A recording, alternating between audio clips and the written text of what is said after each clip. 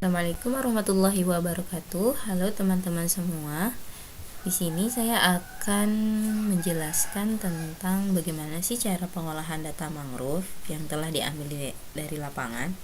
Nah, yang pertama-tama di sini kita bisa mengisi waktu, lokasi, stratifikasi, plot nomor, GPS, lintang bujur, substrat sesuai dengan hasil sesuai dengan kondisi lapangan yang telah diteliti.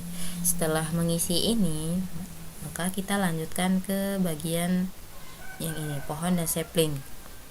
Nah, untuk di bagian pohon ini adalah data dari mangrove yang telah diukur kelilingnya, yang mana besar dari keliling dari pohon itu adalah lebih dari 16 cm.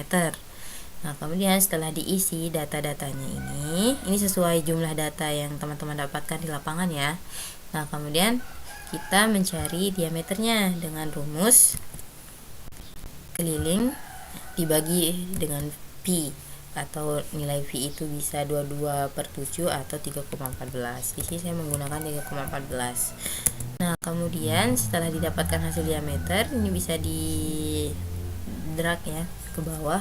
Kemudian yang ini untuk sapling itu adalah anakan, yang mana anakan itu kelilingnya maksud saya kelilingnya itu kurang dari 16 cm.